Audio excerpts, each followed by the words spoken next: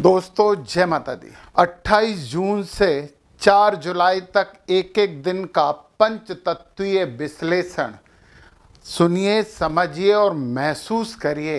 यदि आपको लगता है कि ये 100% आपके ऊपर खरा उतर रहा है तो नीचे कमेंट में जरूर लिखिए, क्योंकि मेष तत्व के लिए 28 जून से 4 जुलाई तक का ये सप्ताह पंच तत्वों के आधार पर अत्यंत महत्वपूर्ण रहने वाला है।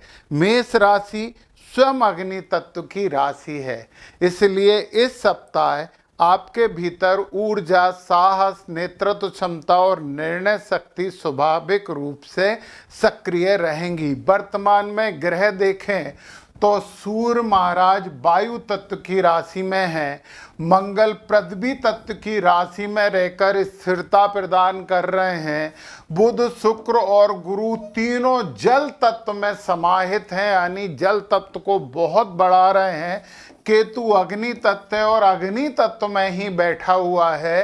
राहु स्थिर वायु है जो स्थिर वायु तत्व की राशि में बैठी है, और शनि महाराज वायु तत्व के होकर भी जल तत्व के राशि में बैठे हुए हैं। ऐसे में इस सप्ताह अग्नि तत्व को जल और पृथ्वी तत्व के साथ संतुलित करके चलना ही होगा, और यही आपकी सफलता की कुंजी होगी। सप्ताह की शुरुआत भावनात्मक रूप से गहराई से होगी, मध्य भाग में भाग और आत्मविश्वास बढ़ेगा तथा सप्ताह के अंत में सामाजिक अवसर और नई योजनाएं सामने आ सकती हैं।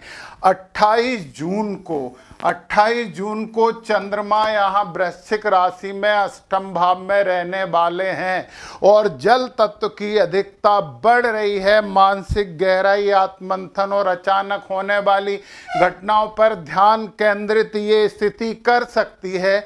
आर्थिक मामलों में सावधानी बरतनी होगी।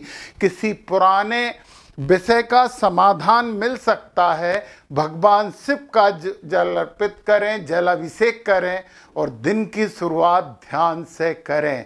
29 जून सोमवार चंद्रमा धनु राशि में आपके भाग्य भाव में प्रवेश कर जाएगा। 29 जून की बात कर रहा हूं मैं। अग्नि तत्व सक्रिय होगा। यह स्थिति मेष राशि के लिए अत्यंत शुभ मानी जा सकती है। आत्मविश्वास बढ़ेगा, भाग्य का सहयोग मिलेगा और रुके हुए कार्यों में गति आ सकती है। यात्रा और शिक्षा से जुड़े मामलों में शुभ संकेत प्राप्त हो सकते हैं। हनुमान चालीसा का पाठ करिए तथा गुड़ का दान करिए। चलिए अब हम बात करते हैं 30 जून की।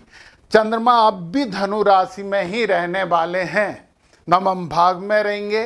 धार्मिक, आध्यात्मिक और ज्ञानवर्धक गतिविधियों में रुचि बढ़ेगी क्योंकि चंद्रमा की डिग्री बढ़ रही हैं। वरिष्ठ व्यक्तियों का सहयोग प्राप्त होगा।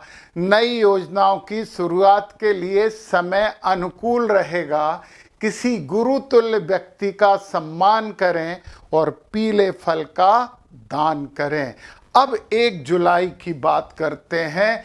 1 जुलाई को चंद्रमा आपके मकर राशि में आ जाएंगे जो कि आपका 10वां भाव है। पृथ्वी तत्व सक्रिय होगा।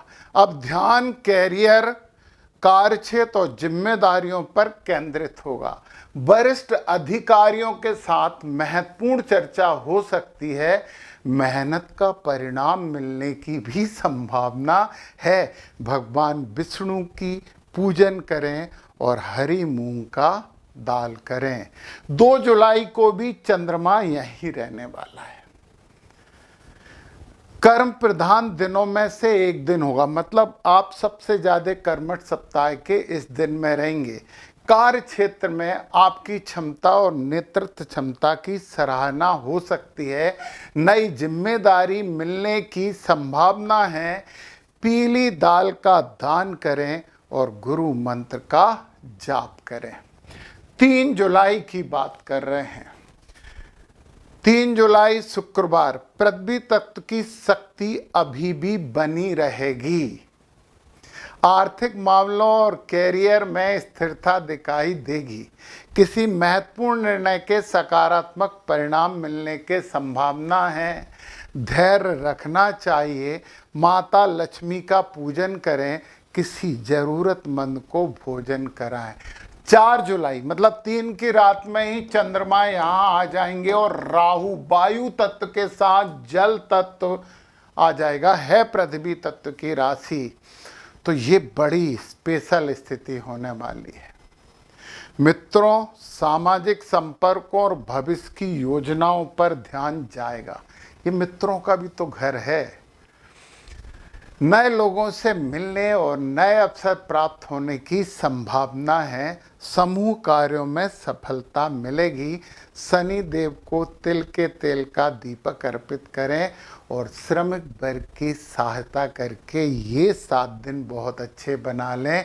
जय माता दी।